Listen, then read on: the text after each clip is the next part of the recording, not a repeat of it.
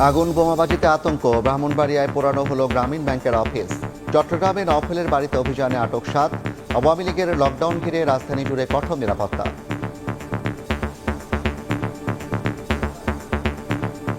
পুলিশের পাশাপাশি সেনাবাহিনী রয়েছে, মাঠে বিজিবি রয়েছে এবং বিভিন্ন গোয়েন্দা সংস্থা তারাও কাজ করছে। সন্ত্রাস করে বাধাগ্রস্ত করা যাবে না ফেব্রুয়ারি ভোট, হুঁশিয়ারি বিএনপির। সংস্কারের চেয়ে বেশি গুরুত্বপূর্ণ জননিরাপত্তা। নৈরাজ্য ঠেকাতে রাজপথে থাকার ঘোষণা জামায়াত এনসিপির। পুঁথিগত সংস্কারের চেয়ে জননিরাপত্তার বিষয়গুলো রাজনীতিবিদদের কর্ম পরিকল্পনায় মনে হয় আরেকটু গুরুত্ব পাওয়া দরকার। দেশের পরিস্থিতি শান্ত রাখা এবং স্থিতিশীল রাখার প্রয়োজনে সহযোগিতা করতে আমাদের শীর্ষ নেতৃবৃন্দ প্রস্তুত। আওয়ামী লীগের বাংলাদেশে মরণ হয়ে গিয়েছে, এখন কিছু দুর্গন্ধ ছড়াচ্ছে।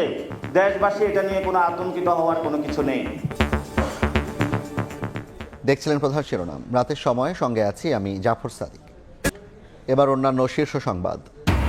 সনদ বাস্তবায়ন আদেশ ও নভেম্বরে গণভোটের দাবি মেনে নিতে 4 দিনের আলটিমেটাম জামায়াত সহ 8 দলের। নইলে যমুনার সামনে অবস্থান কর্মসূচি ঘোষণা।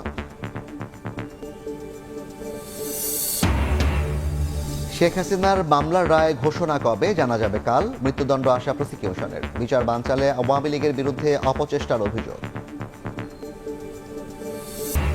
চাঁদাবাজি বন্ধ করতে পারলেই রোজায় সহনীয় থাকবে বাজার, বলছেন ব্যবসায়ীরা। রমজানে সরবরাহ স্বাভাবিক রাখতে সয়াবিন তেল ও চিনি আমদানি করবে সরকার, জামালের উপদেষ্টা। এবং পাচার হওয়া অর্থ ফেরাতে তৎপর সরকার। প্রক্রিয়া দীর্ঘমেয়াদী হওয়ায় লবিং অব্যাহত রাখতে হবে নির্বাচিত সরকারকে। মানি লন্ডারিং ঠেকাতে শক্ত পদক্ষেপের পরামর্শ।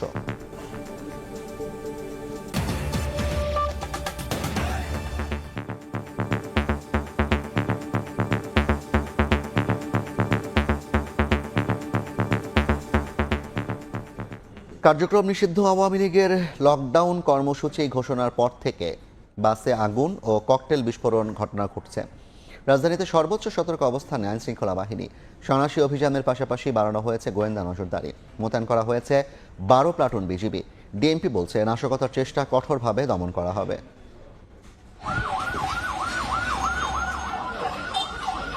রাজধানীতে আবারও বাসে আগুন ও ককটেল বিস্ফোরণ। সূত্রাপুর ও মিরপুর বেড়িবাঁধে যাত্রীবাহী বাসে আগুন দেয় দুর্বৃত্তরা। ধানমন্ডি, গুলিস্তান, কারওয়ান বাজার সহ বেশ কয়েকটি জায়গায় ককটেল বিস্ফোরণ ঘটানো হয়।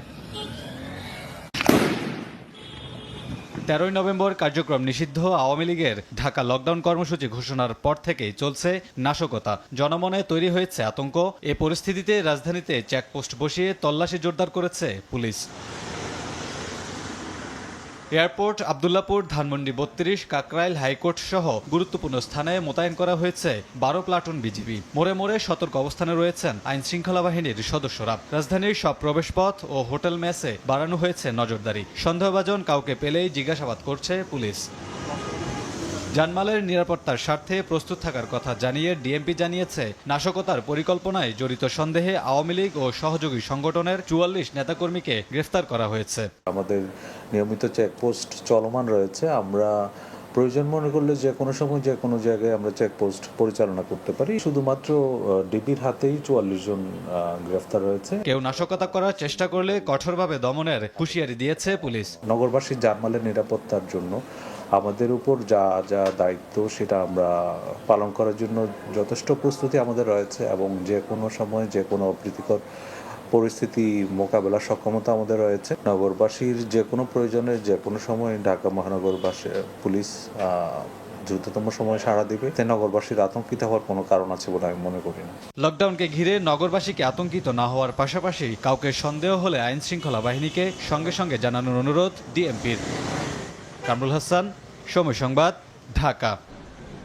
ব্রাহ্মণবাড়িয়ার বিজয়নগরে গ্রামীণ ব্যাংকের অফিসে পেট্রোল ঢেলে আগুন লাগিয়ে দিয়েছে দুর্বৃত্তরা। পুড়ে গেছে অনেক নথিপত্র। এদিকে নাশকতার আগুনে গাজীপুরে পুড়েছে যাত্রীবাহী 3টি বাস। 13 নভেম্বর কার্যক্রম নিষিদ্ধ আওয়ামী লীগের লকডাউন ঘিরে আগুন, ককটেল বিস্ফোরণ।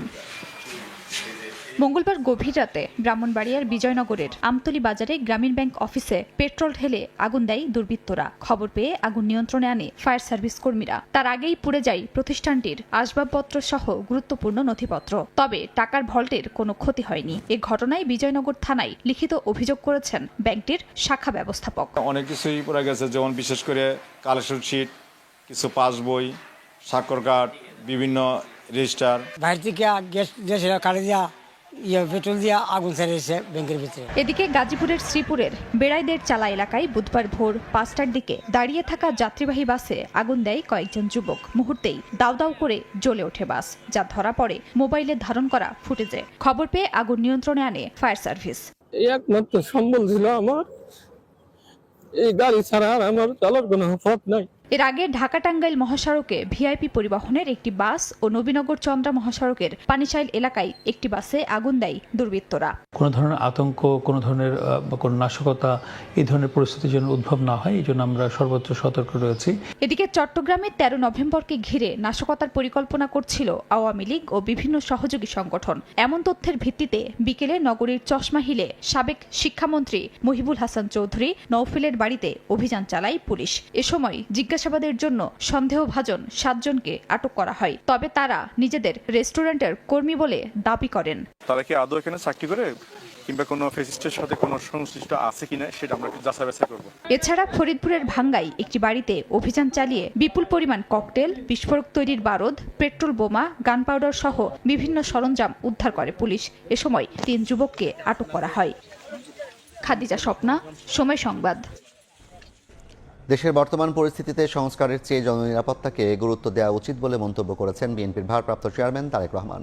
কিছু রাজনৈতিক দল অন্তর্বর্তী সরকারের দুর্বলতার সুযোগ নিয়ে জনগণের আকাঙ্ক্ষার বিরুদ্ধে দাঁড়াচ্ছে বলেও মন্তব্য করেন তিনি। জাতীয় বিপ্লব ও সংহতি দিবস উপলক্ষে রাজধানীতে আলোচনা সভায় একথা বলেন তারেক রহমান। এদিকে বিএনপি মহাসচিব মির্জা ফখরুল বলেন, নির্বাচন বাধাগ্রস্ত করতে উদ্দেশ্য প্রণোদিতভাবে সংকট তৈরি করা হয়েছে। সংকটটা তৈরি করা হয়েছে আমি মনে করি অত্যন্ত উদ্দেশ্যমূলকভাবে, অর্থাৎ বাংলাদেশের যে গণতান্ত্রিক উত্তরণ যে পথ, সেই পথকে বাধাগ্রস্ত করা, বাংলাদেশে সত্যিকার অর্থে সংস্কারের জন্য যে নির্বাচন হওয়া দরকার সেই নির্বাচনকে বাধাগ্রস্ত করা, জনগণকে ভবিষ্যৎকে একটা অনিশ্চিত অবস্থায় ফেলা। জনগণের কাছে জবাবদিহিমূলক সরকার প্রতিষ্ঠার ক্ষেত্র যখন প্রস্তুত হচ্ছে আমরা খেয়াল করে দেখছি, তখন কয়েকটি রাজনৈতিক দল অন্তর্বর্তীকালীন সরকারের দুর্বলতার সুযোগ নিয়ে কার্যত গণতান্ত্রিকামী জনগণের রাজনৈতিক অধিকার প্রতিষ্ঠার বিরুদ্ধেই মনে হয় অবস্থান নিচ্ছে বা নিয়েছে। অন্তর্বর্তীকালীন সরকারকে হুমকি ধামকি না দিয়ে আগামী ফেব্রুয়ারি মাসে জনগণের মুখোমুখি হই আমরা। চলুন, রাজনীতির যে গুণগত সংস্কার, সেই সংস্কার চাইলে গুণগত যে সংস্কার চাইলেও পুঁথিগত সংস্কারের চেয়ে জননিরাপত্তার বিষয়গুলো, জনগণের জীবন ঘনিষ্ঠ বিষয়গুলো রাজনীতিবিদদের কর্ম পরিকল্পনায় মনে হয় আরেকটু গুরুত্ব পাওয়া দরকার। নাশকতা ও সন্ত্রাস করে ফেব্রুয়ারি নির্বাচন বাধাগ্রস্ত করা যাবে না। বিএনপি মহাসচিবের সঙ্গে ইইউ রাষ্ট্রদূতের সৌজন্য সাক্ষাৎ শেষে ব্রিফিংয়ে কথা বলেন দলটির স্থায়ী কমিটির সদস্য আমির খসরু মাহমুদ চৌধুরী। আরও জানান, ভোট আয়োজনে সব ধরনের সহযোগিতা দেওয়ার প্রতিশ্রুতি দিয়েছেন ইইউ রাষ্ট্রদূত। জুলাই মানবতা বিরোধী অপরাধের দায়ে শেখ হাসিনার বিরুদ্ধে বৃহস্পতিবার রায়ের দিন ঘোষণা করবেন আন্তর্জাতিক অপরাধ ট্রাইব্যুনাল। একই দিন আওয়ামী লীগের ঢাকা লকডাউন কর্মসূচি ঘোষণার পর থেকে রাজধানীতে যানবাহনে চলছে অগ্নিসংযোগ ও বোমাবাজি। এই পরিস্থিতিতে নির্বাচন নিয়েও তৈরি হচ্ছে শঙ্কা। বুধবার সকালে গুলশানে বিএনপি চেয়ারপারসনের কার্যালয়ে দলের মহাসচিব মির্জা ফখরুল ইসলাম আলমগীরের সঙ্গে সৌজন্য সাক্ষাৎ করেন ইইউ রাষ্ট্রদূত মাইকেল মিলার। পরে আলোচনার বিষয়বস্তু নিয়ে ব্রিফ করেন বিএনপির স্থায়ী কমিটির সদস্য আমির খসরু মাহমুদ চৌধুরী। জানান, সুষ্ঠু নির্বাচন এবং গণতন্ত্র পুনঃপ্রতিষ্ঠায় ইইউর প্রত্যাশার কথা। এই মুহূর্তে তাদের মনোযোগটা হচ্ছে নির্বাচনকে সুষ্ঠুভাবে সম্পন্ন করা, যেহেতু তাদের একটা বড় ইনভলভমেন্ট এই নির্বাচনে আছে। তারা চায় এই নির্বাচনটা সুষ্ঠুভাবে সমাধান হোক এবং দেশে গণতান্ত্রিক অর্ডারটা ফিরে আসুক।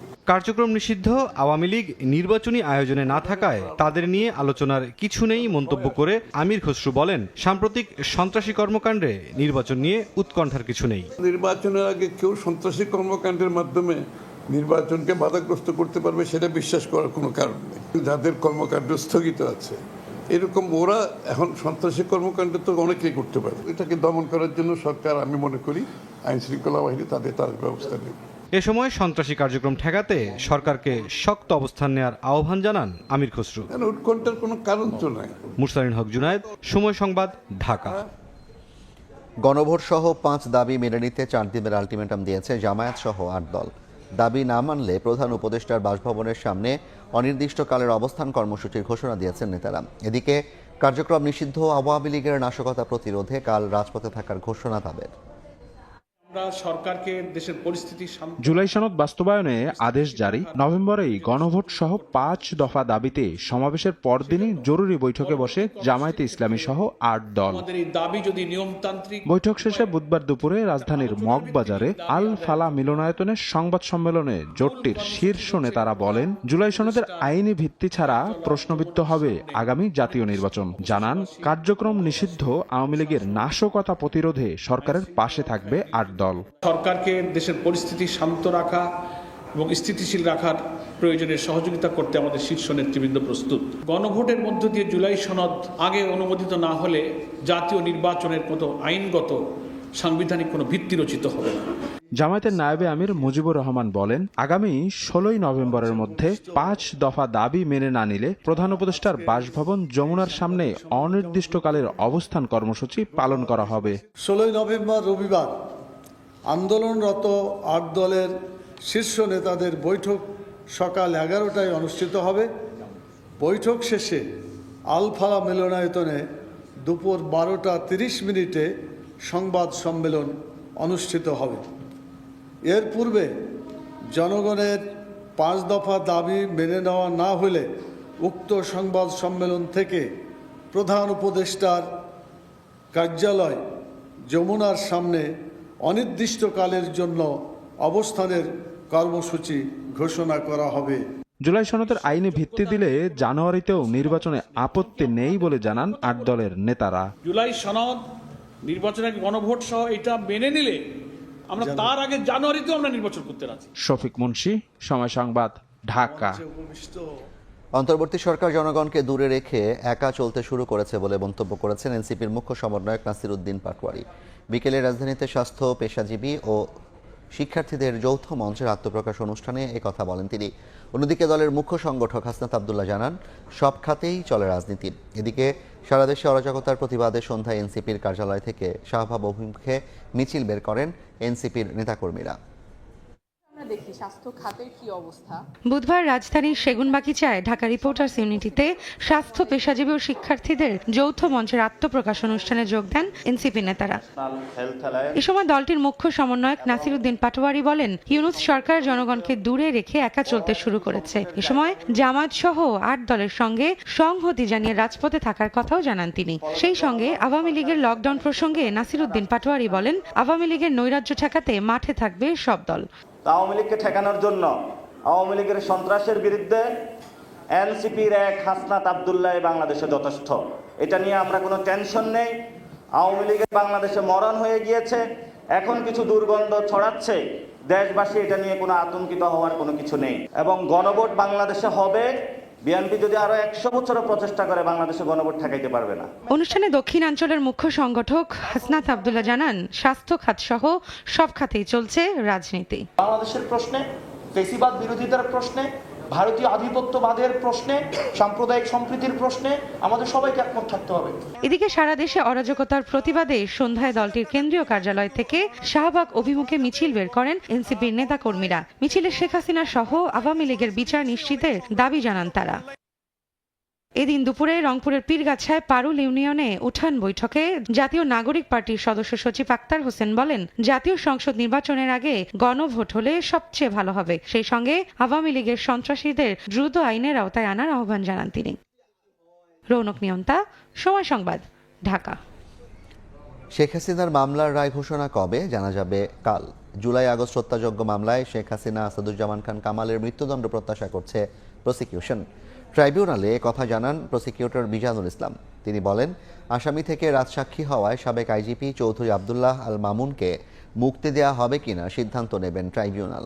বিচার বানচাল করতে আওয়ামী লীগ দেশে বিদেশে অপচেষ্টা চালাচ্ছে বলেও মনে করে প্রসিকিউশন। জুলাই আগস্টের হত্যাযজ্ঞের মামলায় বৃহস্পতিবার রায়ের দিন ধার্য করতে যাচ্ছে আন্তর্জাতিক অপরাধ ট্রাইব্যুনাল। শেখ হাসিনা ও কামালের মামলা ঘিরে নিরাপত্তা ব্যবস্থা জোরদার করা হয়েছে ট্রাইব্যুনাল সহ গোটা সুপ্রিম কোর্ট এলাকায়। বুধবার প্রসিকিউটর মিজানুল ইসলাম বলেন, রায়ে শেখ হাসিনা ও কামালের মৃত্যুদণ্ড হবে বলে প্রত্যাশা তাদের। তবে আসামি থেকে রাজসাক্ষী হওয়া সাবেক আইজিপি মামুনের ভাগ্যে কি ঘটবে তা আদালতের উপর ছেড়ে দিয়েছেন তারা। অনারেবল অ্যাটর্নি জেনারেল, আমাদের লার্নেড চিফ প্রসিকিউটর এবং আমি এবং আমাদের আরেকজন প্রসিকিউটর যারা আর্গুমেন্ট করেছি, সকলেই সর্বোচ্চ শাস্তি দাবি করেছে। অ্যাপ্রুভারের ক্ষেত্রে প্রথম হচ্ছে যে উনি গিল্টি প্লিড করবেন, যেটা উনি গিল্টি প্লিড করেছেন। অনারেবল ট্রাইব্যুনাল যে শর্তে ক্ষমা করেছেন সেটা ফুলফিল করেছেন, সে অনুযায়ী ওনারা নির্দেশ দেবেন। বিচার প্রশ্নবিদ্ধ ও বানচাল করতে আওয়ামী লীগ দেশে বিদেশে অপচেষ্টা চালাচ্ছে বলেও মনে করেন মিজানুল ইসলাম। আইন দ্বারা এবং সংবিধানের গ্যারান্টি ক্লজ দ্বারা যে ট্রাইব্যুনাল পরিচালিত হচ্ছে তা কোনোভাবেই কোনো বৈদেশিক ট্রাইব্যুনাল বা সংস্থা বা সরকার কারো দ্বারা নিয়ন্ত্রিত নয়। স্বচ্ছ এবং স্বাভাবিক প্রক্রিয়ায় বিচার অনুষ্ঠিত হচ্ছে। এটা একটা প্রোপাগান্ডার অংশ হিসাবে, সরকারের বিরুদ্ধে প্রোপাগান্ডার অংশ হিসাবে তারা এটা পরিচালনা। এদিন শাপলা চত্বর হত্যাযজ্ঞ এবং জুলাই আন্দোলনে শহীদ ছাত্রদল নেতা ওয়াসিম আকরাম হত্যা মামলার তদন্ত প্রতিবেদন দাখিলের জন্য 12 জানুয়ারি দিন ধার্য করেন বিশেষ ট্রাইব্যুনাল। বুধবার এই দুই মামলায় হাজির করা হয় 9 আসামিকে। আফজাল হোসেন, সময় সংবাদ, ঢাকা। কাজ শেষে বাড়ি ফেরা হলো না যুবকের। চাঁদপুরে বেঙ্গল টির বিক্রয় প্রতিনিধিকে গুলি করে হত্যা করেছে দুর্বৃত্তরা। পরিবারে চলছে শোকের মাতম। দোষীদের দৃষ্টান্তমূলক শাস্তির দাবি স্বজন ও এলাকাবাসীর।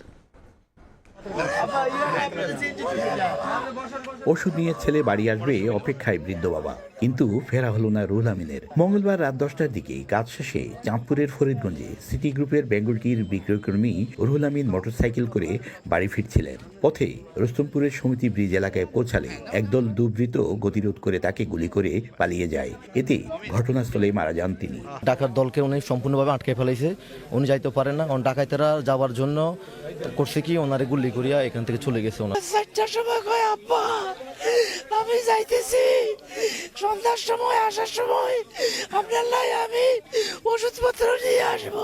খবর পেয়ে নিহতের মরদেহ উদ্ধার করে জেনারেল হাসপাতাল মর্গে পাঠায় পুলিশ। আশেপাশের যে সিসি ক্যামেরা ফুটেজ আমরা সংগ্রহ করি এবং যারা প্রত্যক্ষদর্শী যারা আছে তাদের সাক্ষ্য প্রমাণ আমরা সংগ্রহ করি। এখানে অস্ত্র উদ্ধার সহ এই ঘটনার সাথে যে যারা জড়িত তাদেরকে কঠোর আইনের আওতায় নিয়ে আসবো। নিহত রুহুল আমিনের 5 বছর বয়সী এক ছেলে ও 3 বছর বয়সী একটি মেয়ে সন্তান রয়েছে। ফারুক আহমদ, সময় সংবাদ, চাঁদপুর। রাজধানীর মধ্যবাড্ডার একটি বাসায় মামুন নামে এক যুবককে গুলি করে হত্যা করা হয়েছে।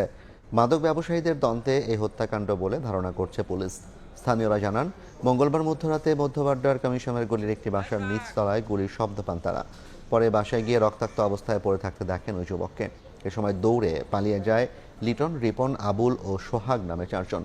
পুলিশ এসে লাশ উদ্ধার করে ময়নাতদন্তের জন্য ঢাকা মেডিকেলের মর্গে পাঠায়। অবৈধভাবে সমুদ্রপথে ইতালি যাওয়ার সময় প্রাণহারি মাদারীপুরে 2 যুবকের মৃত্যুর খবরে পরিবারে শোকের মাতম। পালিয়েছে অভিযুক্ত দালাল। এই ঘটনায় দোষীদের শাস্তির দাবি স্বজন ও এলাকাবাসীর। পুলিশ বলছে, অভিযোগ পেলে নেওয়া হবে আইনগত ব্যবস্থা। ভাগ্যের চাকা ঘোরাতে অবৈধভাবে সমুদ্রপথে ইতালি যাওয়ার উদ্দেশ্যে গত 1 সেপ্টেম্বর বাড়ি ছাড়েন মাদারীপুর সদর উপজেলার ধুরাইল ইউনিয়নের চর বাজিতপুর গ্রামের লাল মিয়া ব্যাপারীর ছেলে জাফর ব্যাপারী ও একই গ্রামের হামেদ আলী হাওলাদারের ছেলে সিরাজুল হাওলাদার। এরপর লিবিয়া পৌঁছে গত 14 অক্টোবর ইঞ্জিন চালিত নৌকায় ওঠে জাফর ও সিরাজুল সহ অর্ধশত যুবক। জ্বালানি শেষ হয়ে গেলে মধ্যসাগরে ভাসতে থাকে অভিবাসী বহনকারী নৌকাটি। 1 সপ্তাহ ভাসমান থাকার পর তীব্র শীতে সাগরেই মৃত্যু হয় জাফর ও সিরাজুল সহ বেশ কয়েকজন যুবকের। বিষয়টি দালাল চক্র গোপন রাখলেও গত মঙ্গলবার 2 যুবকের মৃত্যুর খবর পান স্বজনরা। দালালরা ফোন ধরে না, দালালে ফোলা খালি ওই যে খবর কইছে টাকা পয়সা আগে নিয়ে গেছে, খবর আর কয় নাই। দালালের মারফতে জানি এইরকম না কইরা আর কোনো প্রাণ জানি ভাবে না নষ্ট হয়। স্বজনদের অভিযোগ, মানব পাচারকারী চক্রের সক্রিয় সদস্য চর বাজিতপুর গ্রামের চান্দু সর্দারের ছেলে লোকমান সর্দার প্রলোভন দেখিয়ে 2টি পরিবারের কাছ থেকে হাতিয়ে নেয় 30 লাখ টাকা। 2 যুবকের মৃত্যুর খবরে পলাতক লোকমান। লিখিত অভিযোগ পেলে আইনগত ব্যবস্থা নেওয়ার কথা জানায় পুলিশ। যদি আমরা অভিযোগ পাই তাহলে অবশ্যই সেটা তদন্ত হবে এবং যারা দোষী তাদের পানিশমেন্ট নিশ্চিত করবো আমরা। বেশ কিছুদিন আগে দালাল লোকমানের দুই ছেলে সুমন ও সুজন অবৈধভাবে ইতালি পৌঁছায়। এরপর এলাকার মানুষকে খুব সহজে ইতালি নেয়ার প্রলোভন দেয় সে। সঞ্জয় কর্মকার, অভিজিৎ, সময় সংবাদ, মাদারীপুর। হওয়া অর্থ উদ্ধারে প্রথমবারের মতো আন্তর্জাতিক বিভিন্ন সংস্থার সঙ্গে কাজ শুরু করেছে সরকার। একই সঙ্গে সংশ্লিষ্ট ব্যাংক ও সংস্থাগুলোর মধ্যে আন্তঃসংযোগ করে দিচ্ছে বাংলাদেশ ব্যাংক। তবে অর্থ ফেরানোর প্রক্রিয়া দীর্ঘমেয়াদী হওয়ায় রাজনৈতিক সরকারের শক্ত ভূমিকা নিতে হবে বলে মনে করেন গভর্নর। অর্থনীতিবিদরা বলছেন, নতুন করে অর্থ পাচার বন্ধে পদক্ষেপ নিতে হবে নির্বাচিত সরকারকে। যুক্তরাষ্ট্র থেকে ফিরে কাজল আব্দুল্লাহর রিপোর্ট। বিদেশে পাচার হওয়া অর্থ উদ্ধারে এবার কোমর বেঁধে নেমেছে অন্তর্বর্তী সরকার। মূলত পাচার হওয়া অর্থে ট্যাক্স হ্যাভেন, দেশে বাড়ি কিনা সহ নানা খাতে বিনিয়োগ করেছে অপরাধ চক্র। আর্থিক খাত সংস্কারে গঠিত শ্বেতপত্র কমিটির প্রতিবেদন অনুযায়ী আওয়ামী লীগ সরকারের সবশেষ 16 বছরে পাচার হয়েছে প্রায় 28 লাখ কোটি টাকা। এসব অর্থ ফেরাতে দেশের অভ্যন্তরীণ সরকারি দফতরগুলোকে একটি পয়েন্টে নিয়ে আসার পাশাপাশি লবিং করা হয়েছে আন্তর্জাতিক বিভিন্ন ফার্ম ও সংস্থার সঙ্গেও। সম্প্রতি ওয়াশিংটন সফরে গিয়ে এমনটাই জানিয়েছেন বাংলাদেশ ব্যাংকের গভর্নর আহসান এইচ মনসুর। আমাদের নিজেদের সক্ষমতাটা বাড়াতে হবে, কারণ এটা তো একটা নতুন এরিয়া। আমরা কিন্তু আগে এই লাইনে কোনোদিন কাজ করিনি। বিদেশ থেকে টাকা উদ্ধার এই স্কেলে কোনোদিনও হয়নি। তো এই প্রক্রিয়াটা আমাদের আরো ভালোভাবে রপ্ত করতে হবে। পাচার হওয়া অর্থ ফেরানোর প্রক্রিয়া জটিল ও দীর্ঘমেয়াদী। অন্তর্বর্তী সরকার কার্যক্রম শুরু করলেও কবে নাগাদ উদ্ধার হবে সে প্রশ্নের উত্তর নেই গভর্নরের কাছেও। একটা আইনগত প্রক্রিয়া বাংলাদেশে কতদিন লাগে, বিদেশেও সেরকমই সময় লাগে। এটা 3, 4, 5 বছর লাগে সাধারণত।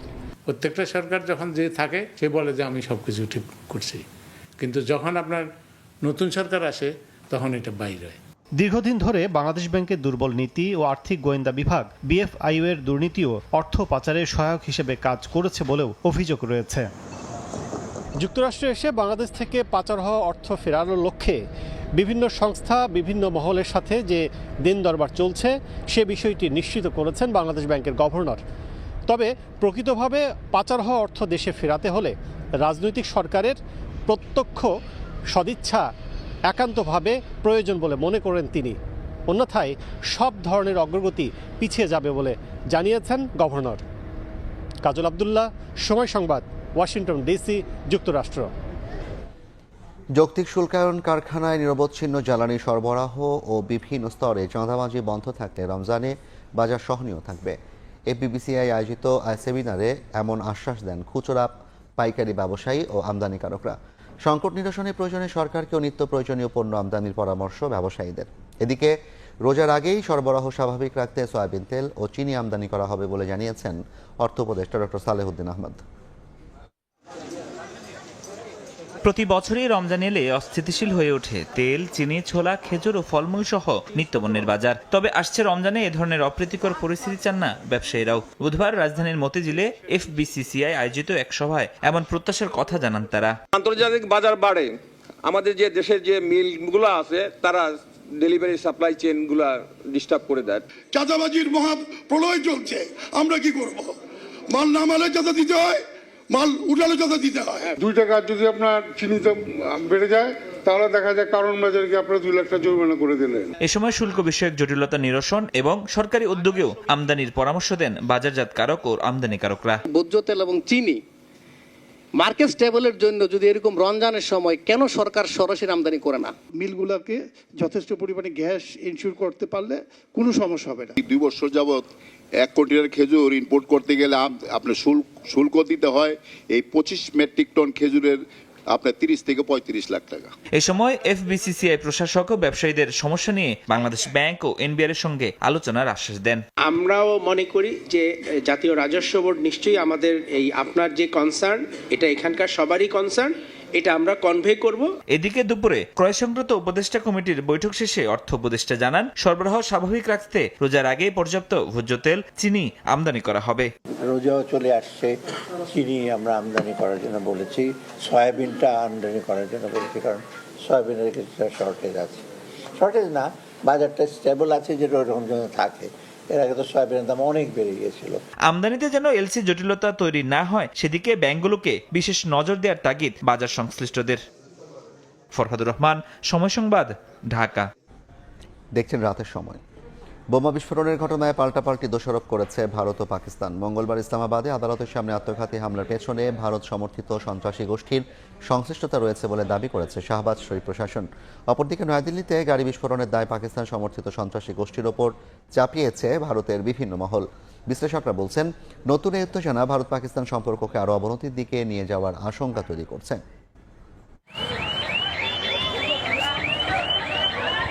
দুই প্রতিবেশী দেশ যাদের বৈরিভাব সম্প্রতি যুদ্ধ পর্যন্ত গড়াতে দেখা গেছে। পরপর দুই দেশের রাজধানীতেই ঘটেছে আত্মঘাতী বোমা বিস্ফোরণ, আর তাতেই রহস্যের গন্ধ খুঁজে পাচ্ছেন বিশ্লেষক ও কূটনীতিকরা। সম্প্রতি ভারতের নয়াদিল্লি ও পাকিস্তানের ইসলামাবাদে বোমা হামলার পর থেকেই আবারও পাল্টাপাল্টি দোষারোপে মেতেছে দুই দেশ। সোমবার ভারতের নয়াদিল্লিতে গাড়ি বিস্ফোরণের পর থেকেই সন্ত্রাসী হামলা আখ্যা দিয়ে তদন্তে নামে ভারতের আইনশৃঙ্খলা বাহিনী। দেশব্যাপী নিরাপত্তা বাহিনীর সন্ত্রাস বিরোধী দলের কার্যক্রম জোরদার করা হয়। ওই হামলায় পাকিস্তান সমর্থিত সন্ত্রাসী গোষ্ঠীর হাত রয়েছে বলেও দাবি করা হয়। হামলার কয়েক ঘন্টার মধ্যেই ভারতের আম আদমি পার্টির এক নেতা দাবি করেন, এমন ভয়াবহ হামলার পেছনে শুধুমাত্র ইসলামাবাদেরই হাত থাকতে পারে। এমনকি এর জন্য যুদ্ধবিরতিকেও দায়ী করেন তিনি। ভারতের বিরুদ্ধে ষড়যন্ত্র চলছে বলে উল্লেখ করেন প্রধানমন্ত্রী নরেন্দ্র মোদী। এদিকে ভারতের দাবি, আটককৃতদের একজন জানিয়েছেন, আগামী বছর ২৬ জানুয়ারি ভারতের প্রজাতন্ত্র দিবসে সহিংসতার পরিকল্পনা ছিল তাদের। এদিকে মঙ্গলবার ইসলামাবাদে আদালত চত্বরের সামনে হামলার পেছনে ভারতের সংশ্লিষ্টতা রয়েছে বলে দাবি করেছেন পাকিস্তানের প্রধানমন্ত্রী শাহবাজ শরীফ। এমনকি একই দিনে হওয়া ক্যাডেট কলেজের হামলাতেও নয়াদিল্লিকে দায়ী করেন তিনি। তবে এই অভিযোগের কোনো প্রমাণ দেখাতে পারেননি প্রধানমন্ত্রী। পাকিস্তানের এই দাবিকে ভিত্তিহীন বলে প্রত্যাখ্যান করেছে ভারতের পররাষ্ট্র মন্ত্রণালয়। পররাষ্ট্রমন্ত্রী রণধীর জয়সওয়াল বলেন, পাকিস্তানের দুর্বল নেতৃত্ব থেকে মনোযোগ সরানোর জন্য কৌশল হাতে নিয়েছে তাদের প্রশাসন। বিশ্লেষকরা বলছেন, প্রমাণ ছাড়াই দুই দেশ একে অপরকে দোষারোপের খেলায় মেতে উঠেছে। তবে এ ধরনের হামলা চলতে থাকলে এর পেছনে যাদেরই হাত থাকুক না কেন, ভারত পাকিস্তান সম্পর্কে তা নেতিবাচকভাবে প্রভাব ফেলবে বলে মত তাদের। সাদিয়া তাসনিম, সময় সংবাদ। লিবিয়া উপকূলে অভিবাসন প্রত্যাশীদের বহনকারী একটি নৌকা ডুবে অন্তত ৪২ জনের মৃত্যুর আশঙ্কা করা হচ্ছে। জাতিসংঘ জানিয়েছে, ৬ দিন ভেসে থাকার পর মাত্র ৭ জনকে জীবিত উদ্ধার করা সম্ভব হয়েছে। জাতিসংঘের আন্তর্জাতিক অভিবাসন সংস্থা এক বিবৃতিতে জানায়, নিখোঁজ ৪২ অভিবাসন প্রত্যাশীর সবাই মারা গেছেন বলে ধারণা করা হচ্ছে। তাদের মধ্যে ২৯ জন সুদান, ৮ জন সোমালিয়া, ৩ জন ক্যামেরুন ও 2 জন নাইজেরিয়ার নাগরিক। জীবিত উদ্ধার হওয়া ৭ জনের মধ্যে 4 জন সুদান, 2 জন নাইজেরিয়া ও 1 জন ক্যামেরুনের নাগরিক। লিবিয়া কর্তৃপক্ষ বলছে, আলবুরি তেলক্ষেত্রের কাছে ৪৯ জন আরোহী সহ নৌকাটি ডুবে যায়। পর্যায়ের শীর্ষ সংবাদ জানিয়ে দিচ্ছে আরেকবার।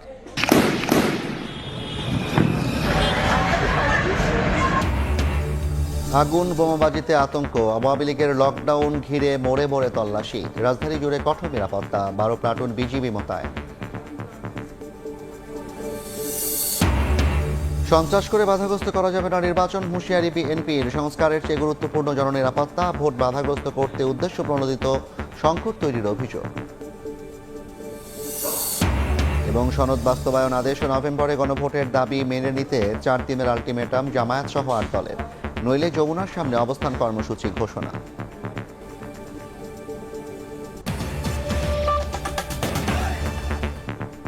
এই ছিল রাতের সময়। এরপর দেখবেন সম্পাদকীয়। সঙ্গে থাকুন সময়।